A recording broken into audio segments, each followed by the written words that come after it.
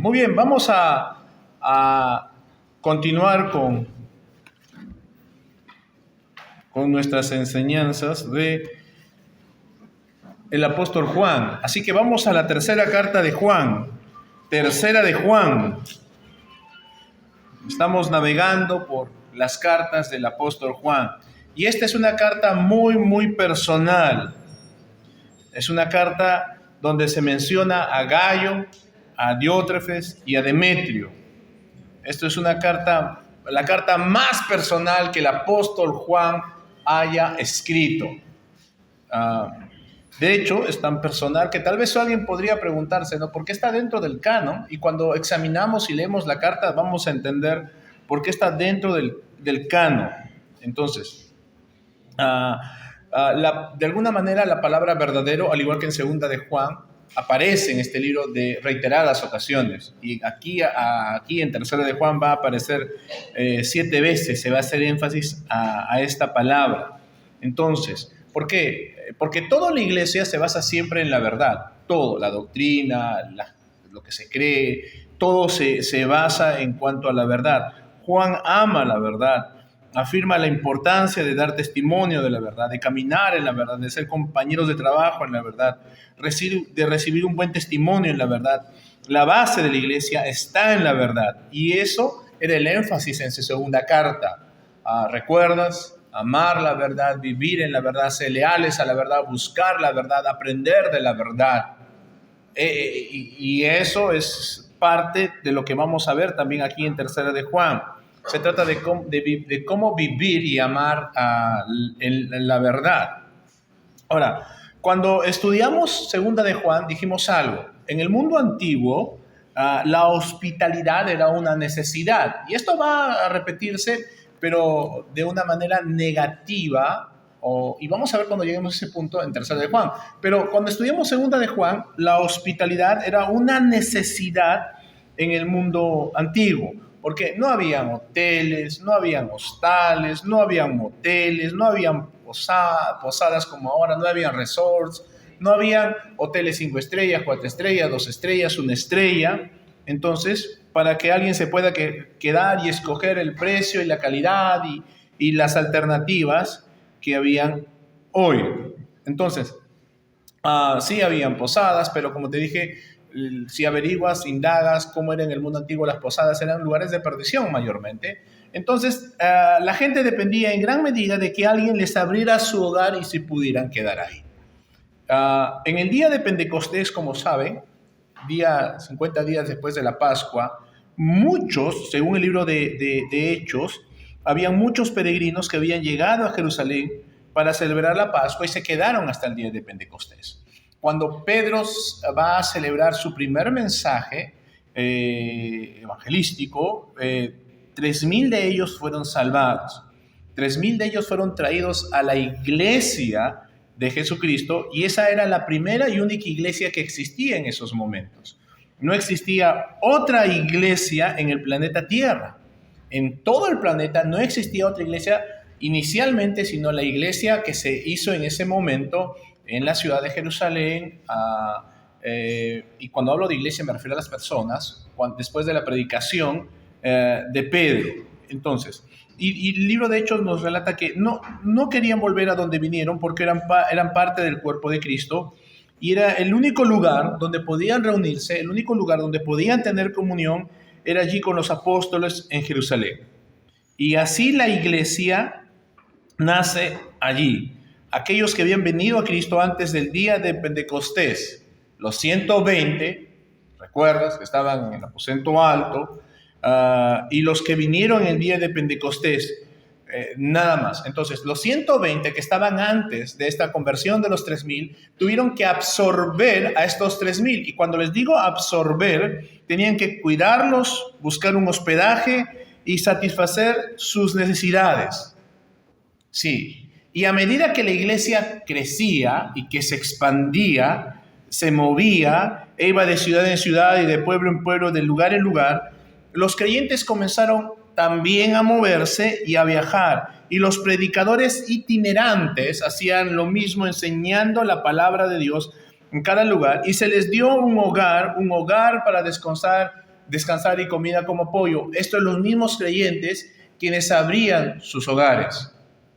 Entonces, esto era lo que se hacía en el primer siglo. Y no, esto no era algo nuevo, por si acaso, no era que los creyentes lo hacían solamente, no era nuevo, no era que los creyentes abrían su hogar y nada más dependía de ellos. No, en el mundo antiguo, la hospitalidad era realmente un deber que cumplir. Y aún en el lado secular, la hospitalidad era un deber. Los extraños estaban supuestamente bajo la protección de uno de los dioses, Zeus Zenius, ¿ya? Era el dios de la hospitalidad, era conocido como el dios de los extraños. Zenius significa extraño. Y en el mundo antiguo, el mundo del primer siglo, entendía que había una deidad que se encargaba de cuidar a los extraños, Zeus Zenius. Y si tú no eras hospitalario con los extraños, entonces tenías en contra tuya a esta divinidad.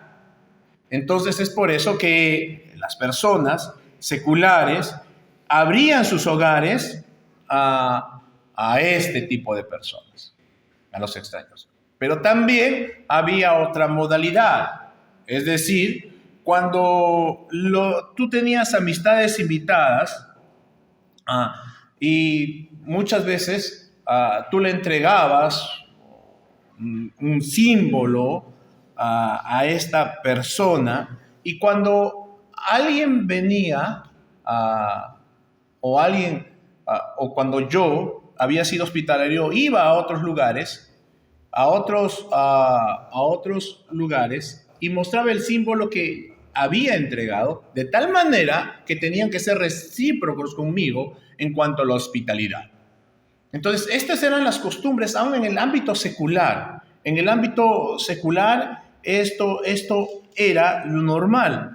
Entonces, si los paganos hacían esto, si los paganos en el ámbito secular eran hospitalarios, ¿cuánto más los cristianos, cuánto más los hijos de Dios deberían abrir las puertas de sus hogares para ser hospitalarios? Es por eso que cuando vemos en el Nuevo Testamento la hospitalidad, es algo muy importante que se describe en varios pasajes del Nuevo Testamento, simplemente para cotejar. Primera de Pedro, ahí nomás, entonces un poquito, capítulo 4, verso 9, dice lo siguiente: hospedaos los unos a los otros, ¿sin qué? Sin murmuraciones. ¿Hasta cuándo se va a quedar? Y ya debe irse. No, hospedaos unos a otros. La hospitalidad era algo que vital. La palabra griega para hospitalidad es amor por los extraños.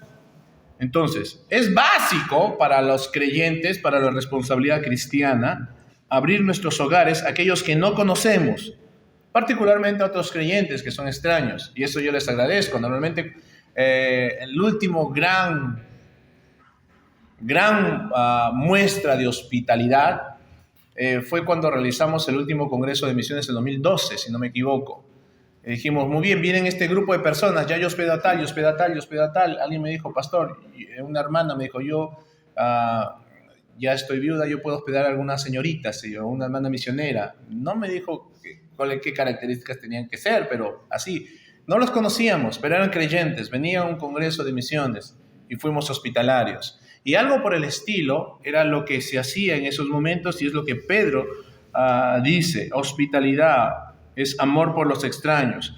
Pablo, hablando a los romanos, a la iglesia de Roma, capítulo 12, el verso 13, dice lo siguiente: compartiendo para las necesidades de los santos, practicando la hospitalidad.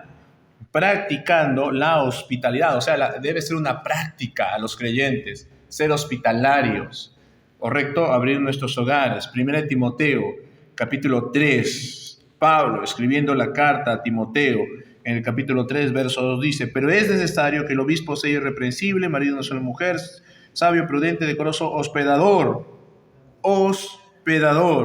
Entonces debe ser, ¿qué cosa? Hospitalario. Y lo mismo Pablo le dice a Tito, ¿ya? dice, sino hospedador, hospitalario.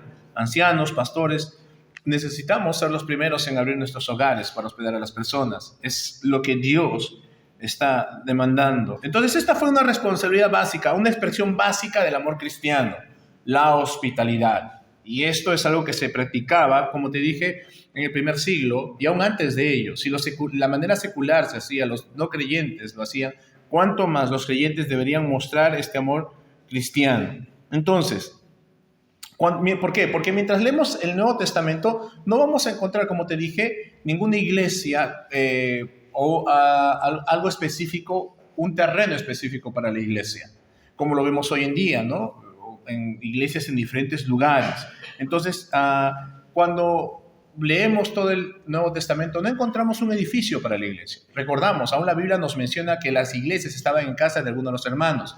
Hechos de los Apóstoles nos menciona que había una iglesia en la casa de mamá de Juan Marcos. ¿Recuerdas cuando Pedro tocó la puerta y pensó que era su espíritu? La iglesia estaba en la casa de la mamá de Juan Marcos. Otro, la iglesia de Colosas, ¿dónde estaba? La palabra de Dios nos dice que la iglesia de Colosas estaba en la casa de Filemón. ¿Recuerdas eso? Entonces, las iglesias no estaban en edificios, básicamente estaban en casas. Entonces, en las casas se reunían para orar, se reunieron para el compañerismo, se reunieron para enseñar, se reunieron para el evangelismo, se reunían para la edificación, se reunían para celebrar la cena del Señor, se reunían para adorar, se reunían para el discipulado. Entonces, se reunieron en las casas para compartir la palabra de Dios, que era el lugar de reunión. Todo sucedía en la casa. Así, el hogar era la iglesia, el lugar donde se reunían. Entonces, era muy natural para ellos abrir los hogares a los creyentes, viajeros, que aún no conocieran, que venían, enseñaban la palabra de Dios y luego tenían que irse a seguir predicando. Entonces, era algo más natural. Entonces, lo que está Juan mencionando, tanto en segunda de Juan como en tercera de Juan, es esta realidad, la hospitalidad. Pero en tercera de Juan va a mencionarlo de una manera diferente a la segunda de Juan, y como te dije, llegaremos al momento de ver esa diferencia. Entonces, pero en segunda de Juan dice, tienes que tener mucho cuidado a quien recibes. Aquí marca un poco lo diferente, porque en segunda de Juan escribe a una mujer con sus hijos, a una creyente, dice la elegida, una predestinada, seleccionada, llamada, es alguien que está creyente. Dice, sabemos que tú tienes amor, pero tienes que tener mucho cuidado a quien recibes. Entonces, pero nos muestra que la verdad es la base esencial sobre lo que se construye la hospitalidad, el conocimiento de la verdad. Tú no puedes abrir tus puertas a cualquiera, porque cualquiera que dice que es creyente, cualquiera que dice que es cristiano, no puedes abrirle tu puerta, porque, por ejemplo, algunos dicen que son cristianos y paro viendo cada vez que abro un video de YouTube, cada vez que quiero hablar de YouTube, cada vez que me sale el comercial de YouTube, cada vez que escucho, no sé si era porque escucho las páginas de enseñanzas, predicaciones o algo, sale de inmediato y dice, hola, somos las hermanas de la Iglesia de Jesucristo de los Santos de los Últimos Días. Queremos mostrarte a Cristo y cantamos y alabamos la Biblia. Y la pregunta es, te dije la semana pasada, ellos han venido a mi casa, pero ¿a qué Cristo muestra? ¿A qué Cristo? Un Cristo que no murió por los pecados, que su sola muerte basta la redención. Un Cristo que al final te va a permitir ser bígamo, tener muchas esposas después que mueras. Y ir a un Cristo que no te promete llevarte al cielo, sino llevarte a algún planeta, habitar en algún planeta con tus esposas. Entonces, ese Cristo no es mi Cristo. Entonces, por más que digan cristiano, entonces Juan dice, ten cuidado, porque no todo lo que dice cristiano es verdad. Estuve en una de las charlas, creo que en algún momento te compartí, cuando estuve en el seminario, teníamos que hacer un trabajo y le propusimos al rector, porque era justo cuando llevábamos un curso con él, dijo, pero si hacemos un video, mejor le decimos, si hacemos un video en vez de hacer una monografía, perfecto, ya queda para los archivos del seminario. ¿Y el video sobre qué? Vamos a ir a una mezquita. Y fuimos a una mezquita, hablamos con un justo, venía alguien de Arabia, no me acuerdo cuál es el título que ellos tienen, no lo llaman pastor, ni sacerdote, ni cura, pero tenía un maestro. Lo anecdótico fue que nosotros preguntábamos sobre Jesús, sobre los profetas. Él decía que Jesús era un profeta, pero no era el Hijo de Dios, que Mahoma es un profeta y todo lo demás. Y había un mormón también. Y el mormón preguntó, ¿cuál es su pensamiento sobre que al final, cuando vamos a morir, vamos a tener varias esposas y vamos a ir a habitar los planetas? Y nosotros volteamos y nos sorprendimos en la pregunta. Nosotros sabíamos cuál era su posición, qué es lo que creen los mormones, y nos miramos y prácticamente dijimos, no vas a perder tiempo con preguntas absurdas. Y aún el árabe que estaba en interpretación, el intérprete no le quiso interpretar la pregunta, le dijo algo más o menos, no sé árabe, por si acaso, pero entendí no tiene sentido la pregunta, algo así. Dijo, no, alguien más dijo, o sea, lo ignoraron, porque es una pregunta totalmente absurda, realmente. Porque no encontramos en los escritos, no encontramos en la Biblia tal afirmación, no la encontramos. ¿Recuerdas qué es lo que dijo Jesús? En el cielo, ¿qué? No habrá qué. Cuando recuerdas, le preguntas sobre el matrimonio, Mateo capítulo 18, si no me equivoco, ¿quién será? Se casó 5, 6, 7 veces, ¿y quién será? ¿De quién esposa será? Dijo, en el cielo no va a haber matrimonio, porque seremos como los ángeles. ¿Ya? Y de ahí nos viene también una mala interpretación de que seremos asexuales como los ángeles. En ninguna parte dice Jesús que vamos a ser asexuales. Simplemente los ángeles no se casan, punto. Fin del punto. ¿Correcto? Simplemente los ángeles no se quieren casarse. Los ángeles se representan como figura masculina y también como nombre masculino. Simplemente que ellos no se quieren casar, no se casan. No están determinados para casarse. Y nada más. Entonces seremos así, no determinados para casarnos. Es decir, de nadie será esposa. Y contradicen lo que dice la Biblia, como te dije, este grupo de personas. Entonces, el punto es que ellos dicen ser llamados cristianos. Y lo que hemos visto en Juan es que ni siquiera le des qué cosa, ni le digas bienvenido, porque está diciendo, sí, te reconozco como qué, como cristiano. Y eso es lo que tenemos mucho cuidado. Tal vez en ellos tú los ves una placa o que diga Elder, es fácil reconocerlos. El problema es con aquellos que se infiltran dentro de la congregación o dentro de las iglesias, tratando de traer una doctrina que va en contra de lo que dice la palabra de Dios. Con ellos hay que tener mucho cuidado. Y por eso es que Juan dice, reconozco que tienes amor por hospedar, pero tenemos que tener mucho cuidado. Pero para poder tener cuidado, ¿qué tenemos que hacer? Conocer la verdad, andar en la verdad, escudriñar la verdad, ser fieles a la verdad, ¿correcto? Porque el amor no está por encima de la verdad. La verdad es la base para poder desarrollar amor. Alguien puede decir, yo amo, pero no conozco la verdad. Está totalmente errado. Está diametralmente opuesto. Yo amo sin conocer la verdad. Eso no puede ser. Porque para que tú puedas amar genuinamente, verdaderamente, como Dios ama, porque ese es el ejemplo que tenemos que amar, Jesús dijo que os améis unos a otros como yo os he amado, bajo el nuevo mandamiento de la intensidad del amor. Es decir, aún dar tu vida por tus amigos, dice Jesús. Entonces, la intensidad, para que puedas amar como Jesús amó, en primer lugar, tienes que conocer la verdad. No puedes amar genuinamente como Jesús amó, como se nos manda amar si no conocemos la verdad. La verdad es la base. Ahora, alguien puede decir, yo estoy en la verdad, pero no puedo amar. No es así, porque cuando tú estás en la verdad, indefectiblemente vas a tener que desarrollar amor. ¿Entiendes? Si estás en la verdad, vives en la verdad, eres leal a la verdad, tu vida va a desarrollar amor como consecuencia de vivir en la verdad, de seguir en la verdad, ser leal a la verdad, escudriñar la verdad y perseguir la verdad. Entonces, ¿sabes por qué no desarrollas amor? Porque tal vez conozcas la verdad, pero simplemente, como dice Hebreo, simplemente hay de conocimiento, sabiduría nada más. Aún como los gnósticos en los tiempos de Pablo querían conocer a Dios a través del conocimiento, pero no se puede. Entonces, la única manera de poder desarrollar un amor genuino, verdadero, en todo ámbito, entre los hermanos, dentro del matrimonio, de manera conyugal, y dices, pero ¿por qué yo no puedo desarrollar amor? Analiza tu vida. Y aún Pablo dice esto, debemos, ¿qué cosa? Analizarnos interiormente. Pedro lo vuelve a repetir. Analizarnos. Aún el salmista dice, examíname, oh Dios. O sea, está en la examinación de cada uno si verdaderamente estamos ¿qué? Primero, si conocemos la verdad, si creemos en la verdad, si vivimos en la verdad, si somos fieles a la verdad. Después de eso podremos desarrollar amor. Entonces, Juan está diciendo esto en su segunda carta. Simplemente estoy resumiendo para poder entrar en un contexto correcto de tercera de Juan, porque segunda de Juan y tercera de Juan es casi lo mismo, solamente con estas marcadas diferencias. En la tercera carta está escribiendo un personaje que vamos a ver quién es Gayo. Ojalá les pudiera decir quién es Gayo, hermanos, perdidos sobre quién es Gayo. Y te voy a decir por qué también. Pero está diciéndole que tú sí estás en la verdad. Resumiendo más o menos, que tú sí hospedas según la verdad. Pero el problema es que hay quienes se te oponen a eso. Entonces, son dos cosas, matices diferentes a través de una gran verdad que es la hospitalidad.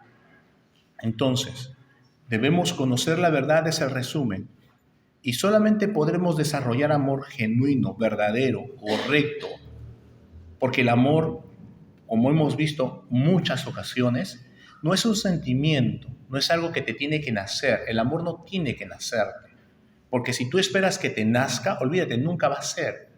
O simplemente te grafico, tal vez de forma graciosa. Te nace amar a alguien que, por ejemplo, los varones en el fútbol, cuando ves a la selección y ves a un equipo que te golea, ¿te nace amar a alguien que te ha goleado, hermano? Nace que meterle, no sé, un cabezazo, un pelotazo, así. No te nace. Entonces, no es algo que te nazca, es una orden, es un mandato. Por eso es que en la palabra Dios dice, amad a quién, a vuestros enemigos. ¿Te nace amar a un enemigo? ¿Te nace amar a alguien que te ha hecho daño? Porque eso es lo que hacen los enemigos. No, pero ¿cómo se refleja? Aún Pablo nos dice en Romanos que por medio de la muerte de Cristo, antes éramos enemigos de Dios, ahora somos ¿qué? Amigos. Es decir, enemistados estábamos, ahora tenemos paz para con Dios. ¿Por medio de quién? De Jesucristo. Entonces, eso es la verdad. La verdad es que tú puedas entender que si tú no tienes a Cristo en tu vida, en primer lugar, si tú no reconoces a Cristo como tu Señor y Salvador de tu vida, no vas a poder conocer la verdad, porque eso es la verdad, de ahí parte la verdad.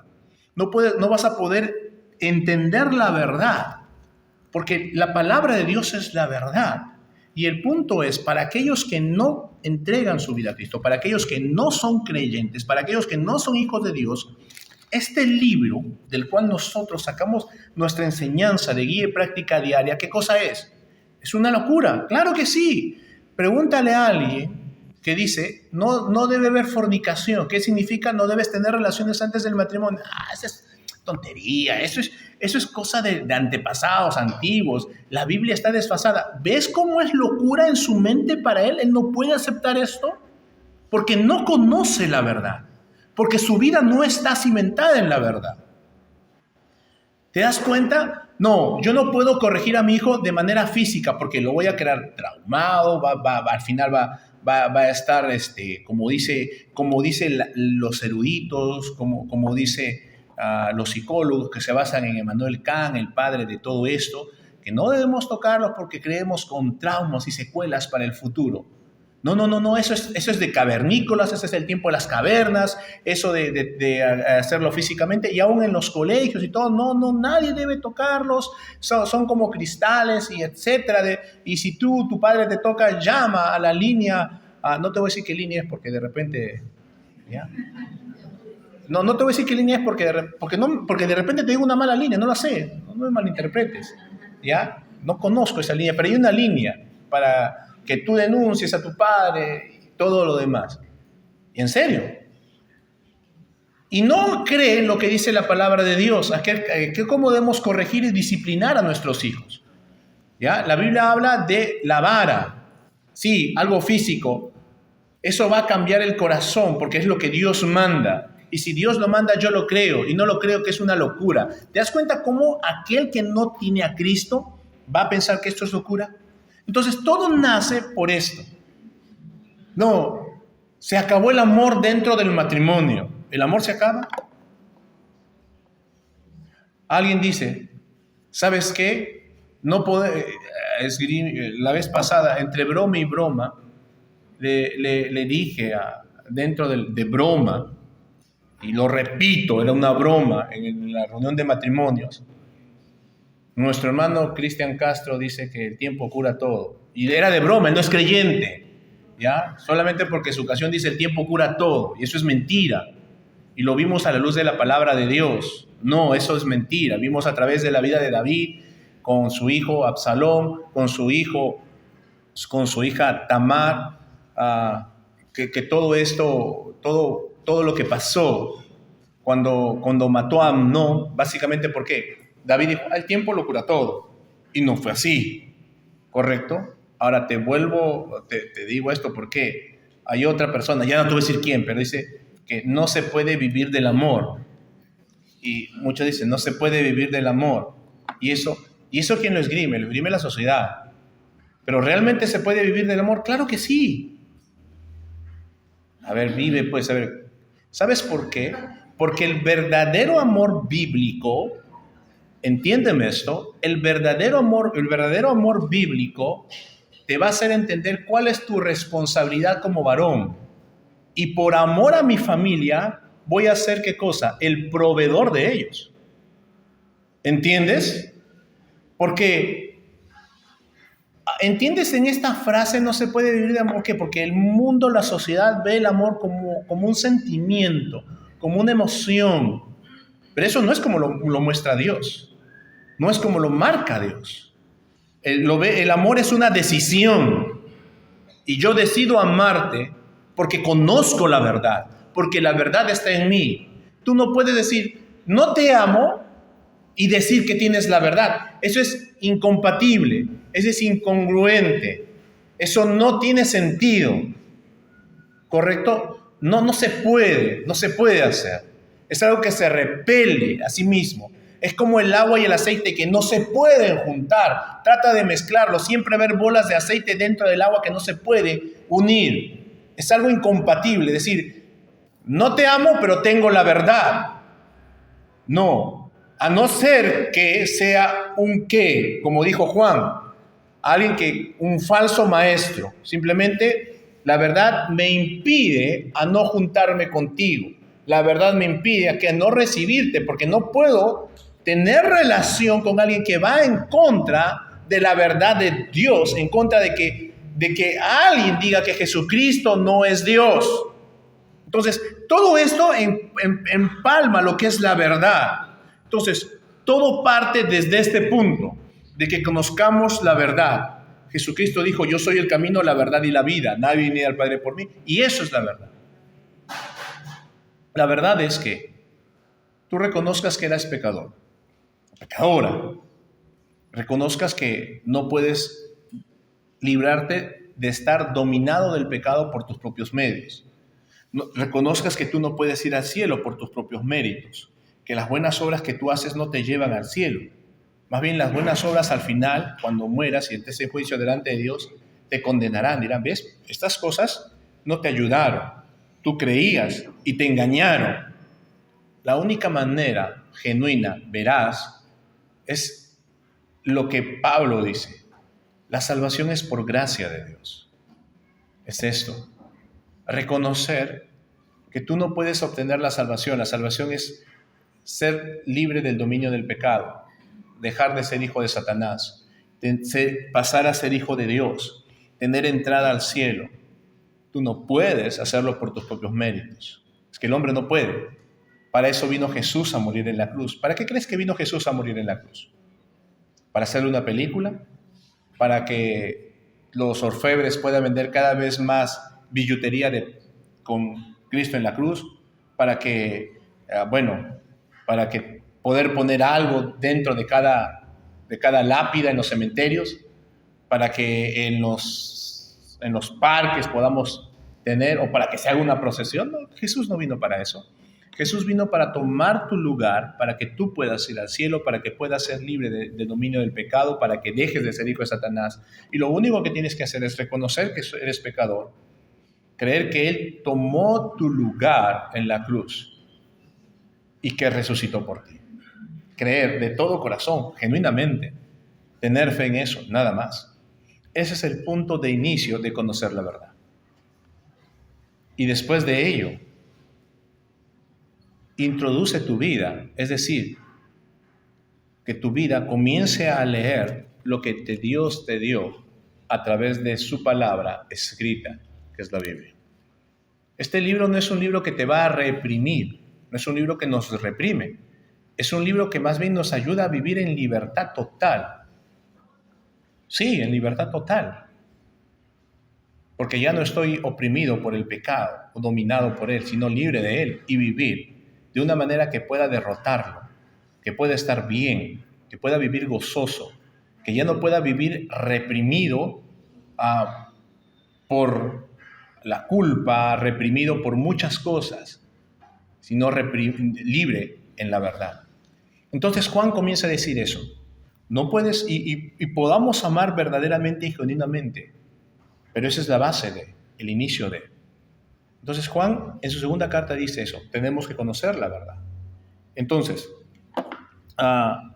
esto está detrás de segunda de Juan. Entonces, y esto se trasladaba a la hospitalidad. ¿Recuerdas lo que dice el verso 7 de segunda de Juan? Porque muchos engañadores han salido por el mundo que no confiesan que Jesucristo ha venido en carne. Quien esto hace es el engañador y el anticristo. Entonces, este tema va a continuar en tercera de Juan. Va a continuar. Como te dije, segunda de Juan tal vez es la parte negativo, que no recibe, y en tercera de Juan es el positivo, a quién recibir. ¿Ya? Y así en conjunto vamos a entender cómo tratar a los que representan a Cristo. Debe haber algunos que rechazamos y debe haber algunos que debemos aceptar. Entonces, esta epístola nos va a ayudar a entender mucho de todo esto. Y bien, vamos a tercera de Juan, por favor, rápidamente.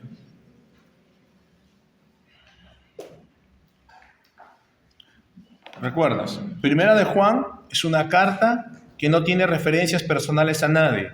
Segunda de Juan es una carta que tiene referencias personales a una mujer y a sus hijos.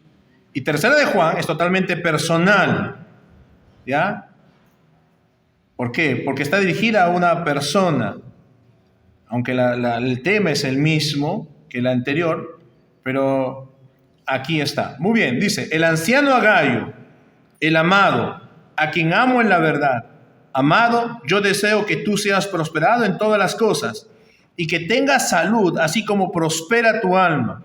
Pues mucho me regocijé cuando vinieron los hermanos y dieron testimonio de tu verdad, de cómo andas en la verdad. No tengo yo mayor gozo que este, el oír que mis hijos andan en la verdad. Amado, fielmente te conduces cuando prestas algún servicio a los hermanos, especialmente a los desconocidos, los cuales han dado ante la iglesia testimonio de tu amor, y harás bien en encaminarlos como es digno de su servicio a Dios para que continúen su viaje, porque ellos salieron por amor del nombre de Él, sin aceptar nada de los gentiles. Nosotros, pues, debemos acoger a tales personas para que cooperemos con la verdad. Ahora, esta es la última década, más o menos el año 90 del primer siglo después de Cristo. Y nos va a mostrar algo el apóstol Juan. Y él va a tener que lidiar con personas difíciles en la iglesia. Algunos demasiado cariñosos, algunos demasiado problemáticos, algunos demasiado duros, pero va a tratar con todo este tipo de personas. Y va a también lidiar con algunos que están están amenazando encerrar la hospitalidad a los creyentes. Y va a tener que lidiar con todo esto. Entonces, y Juan nos va a dar un ejemplo, y esto es de alguna manera reconfortante para los ancianos, para los pastores, porque porque vemos que no solamente, que Juan también, vemos que también Juan tenía problemas dentro de las iglesias. Entonces, bueno, no somos los únicos que estamos pasando por eso, o no son los únicos que pasamos por ello, también lo hace el apóstol. Y esto es algo que Satanás va a poner en contra, porque cuando se inicia un ministerio, cuando alguien quiere hacer las cosas que a Dios le agrada, cuando la iglesia trata de construir su ministerio sobre la verdad, cuando tratas de encontrar todo en la verdad, siempre hay personas que por diferentes motivos, siempre va a haber personas que se van a oponer.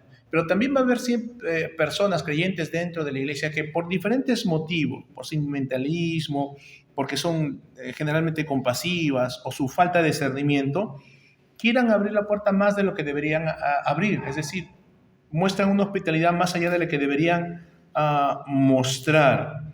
Entonces, y muchas veces algunas personas no van a entender, algunos creyentes no van a entender cuando le decimos, como por ejemplo Juan, ¿no? Tenemos que cerrar la puerta a aquellos que van en contra de la verdad. Y muchas veces se va a ser visto como cierta manera, qué malos son, porque no son hospedadores, no son cariñosos. Entonces, tenemos que entender. Pero es reconfortante esto, como te vuelvo a decir, hermano, saber que aún el apóstol Juan tuvo problemas en la iglesia. Ahora, Gayo, en el primer verso, dice lo siguiente: el anciano a Gayo, el amado a quien amo en la verdad. Entonces, el apóstol Juan está escribiendo a un miembro de una iglesia local en algún lugar del Asia Menor. En algún lugar del Asia Menor. El Asia Menor, actualmente Turquía, por si acaso, ¿ya? Actualmente Turquía. Probable que algunos dicen que el apóstol Juan lo está escribiendo desde Éfeso, ¿ya? Desde Éfeso. Ahora, y la diferencia en estas cartas a las que actualmente escribimos, normalmente nosotros no firmamos sino hasta el final. A diferencia de las cartas que se escriben en el Nuevo Testamento, la firma del remitente, ¿dónde va? Encabeza esto. Pablo, apóstol por la voluntad de Dios a los santos. Pedro a los elegidos, a los expatriados. El anciano a Gayo. Es una carta muy personal, porque inclusive Juan no se muestra como Juan, sino se muestra como el anciano. Entonces es muy probable que es tan personal que Gallo, ya sabía quién este anciano. Entonces, el anciano no necesitaba más definición. Todos en esta parte del mundo, y ciertamente Gallo, sabían quién era, ¿ya? Como también se presenta en segunda de Juan, se llama a sí mismo el anciano, y es muy probable que sea por su edad, no por su nivel o condición espiritual. Recuerden, ancianos en el Nuevo Testamento se refiere a madurez espiritual, y es muy probable que no sea por su madurez espiritual, sino por su edad, porque ya más o menos Juan estaba en una edad muy avanzada. Y lo otro es que si hubiese querido mostrar su madurez espiritual, él se hubiese llamado apóstol, o se hubiese puesto el título del apóstol, ¿ya? Pero simplemente él se está poniendo anciano. La pregunta es, ¿quién es Gallo? Te dije hace un momento, ojalá, hermano, yo pudiera decirte quién es Gallo. No tengo, ni he podido encontrar, ni sabemos quién es este personaje. Tan solo es un personaje que está aquí en el Asia Menor. Lo que actualmente te dije es Turquía. ¿Por qué? Porque hay varios hombres llamados Gallos en el Nuevo Testamento. Hay un Gallo que se menciona en Corinto, que fue anfitrión de Pablo en la iglesia de Corinto. Pero este no es ese Gallo. Hay otro Gallo que estaba en Macedonia, que era uno de los compañeros de Pablo que sufrió con él los disturbios de Éfeso. ¿Recuerdas Hechos de los Apóstoles? Exacto. Si tú lees, hay un Gallo que lo acompañaba. Ese tampoco era. Hay otro Gallo que está en la ciudad de Derbe, ¿ya? Que viajó con Pablo en su última gira misionera. Es otro Gallo. Tampoco no es ese. No es ninguno de los Gallos que se abordan aquí. En realidad, Gallo era un nombre muy común en el Imperio Romano. Es igual que tú vas a Rusia y ¿cuántos se llaman Alexei o Vladimir en Rusia? Medio país se llama Alexei y medio país se llama Vladimir. En Rusia, creo que estaba leyendo que solamente hay 8 nombres de varones en toda Rusia. Y todos son o Vladimir o Alexei. Si tú ves las películas, Alexei o Vladimir, cuando son rusos. Es que es así. Y lo mismo sucede en Roma. El nombre Gallo era ¿qué? Era muy, muy, muy particular. Pero él era un líder dentro de la iglesia, un hombre muy importante. Y los predicadores, los evangelistas, lo conocían. Y es por eso que Juan se va a dirigir de esta manera. Miren, el anciano Gallo, el amado, a quien amo en la verdad. ¿Correcto? El amado, a quien amo en la verdad. En realidad, todo el mundo amaba a Gallo. Era amado por la comunidad, ¿ya? Pero no solamente era amado por la comunidad. ¿Quién lo amaba también a él? A quien amo en la verdad, dice. Pues no solamente lo amaba Juan, lo amaba a Dios. Entonces, Juan está refiriéndose a un personaje que lo ama en la verdad. Y esto, te vuelvo a repetir, este amor no es un sentimentalismo. Es un amor genuino, verdadero, que solamente pueden notar los que son hijos de Dios. Entonces, su amor de Juan hacia este personaje estaba en la esfera de la verdad. ¿Te percatas de eso? A quien yo amo en la verdad, lo vuelve a resaltar. Y esto nos indica muchas cosas. Y la más importante, que el amor y la verdad no están separados, están siempre unidos. No pueden estar fuera de ese vínculo. El amor y la verdad son inseparables. No pueden desunirse. El amor y la verdad no pueden andar cada quien por su lado. Siempre van juntos de la mano, estrechos. Por más que tú quieras separarlos, romperlos, no los vas a poder.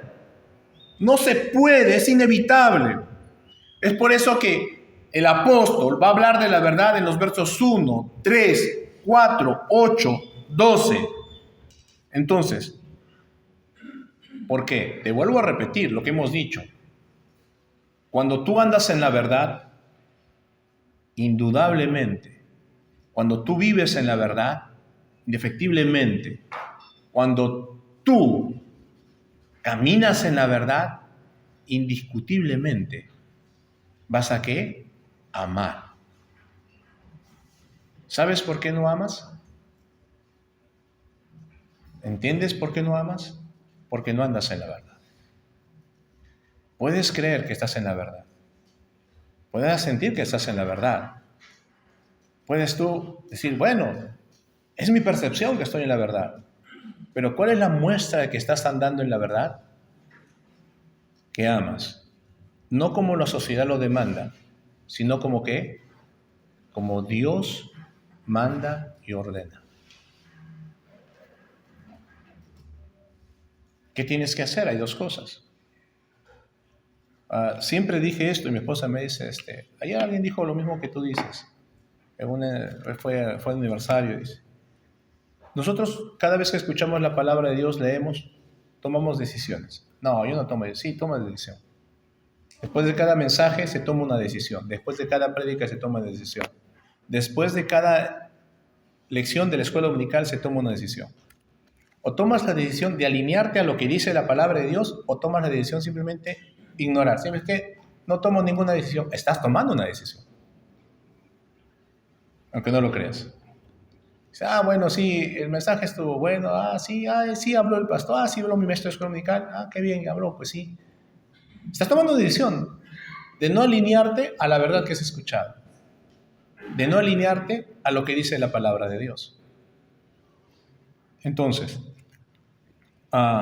Estamos hablando aquí de un amor que es único para aquellos que están en Cristo, un amor único para aquellos que están en la verdad, un vínculo único, un amor familiar entre los cristianos. Y si, ¿sabes por qué una persona se aleja de otra? ¿Sabes por qué una persona deja de amar a otra? Cuando empieza a desviarse de la verdad, o cuando deja de seguir andando en la verdad. Y miren, y solamente hemos, por usar un término, escarbado, rebuscado en un primer verso nada más. Pero nos dice mucho esto Juan.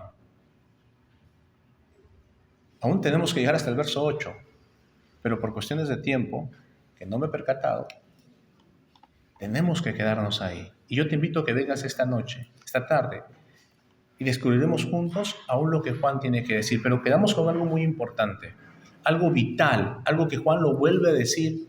Y si lo dice tantas veces, y si está plasmado en otros libros de la Biblia, es porque esto es vital. El amor y la verdad no pueden separarse. La verdad es la base del amor. Tú no puedes decir yo amo sin conocer la verdad, y tú no puedes decir yo estoy en la verdad sin desarrollar amor. Si has dejado de amar a alguien es porque has estado ¿qué? Desviándote de la verdad, o ya no estás caminando en la verdad. Y te animo, te exhorto a que puedas y vuelvas a retomar la verdad en tu vida para que puedas seguir amando de una manera correcta. Y te animo que si tú quieres amar verdaderamente, te cimentes en la verdad. Entregues tu vida a Cristo, que es el inicio de todo, es el inicio de conocer la verdad. Tú tienes que tomar una decisión esta mañana. Y es mi oración, mi ruego, mi súplica delante de Dios, que tomes una decisión que honre y glorifique su nombre, más de lo que nosotros podemos agradarnos. Que tu orgullo, que la necedad de tu corazón, que la necedad de tu mente te impida o no te impida verdaderamente decir Dios, quiero andar en tu verdad, porque quiero desarrollar un amor genuino. Vamos a orar. Padre nuestro, te doy gracias por esta mañana. Gracias por lo que tu palabra nos ha mostrado hasta este momento. Gracias por lo que el apóstol Juan pudo escribir, tanto en su segunda carta como en esta tercera. Gracias porque aún en su salutación podemos sacar grandes verdades. Y esto sabemos que es porque es inspiración tuya. Sabemos porque Dios, tú determinaste que así sea escrito. El amor y la verdad van de la mano. Yo no puedo amar si no estoy en la verdad. Es la base.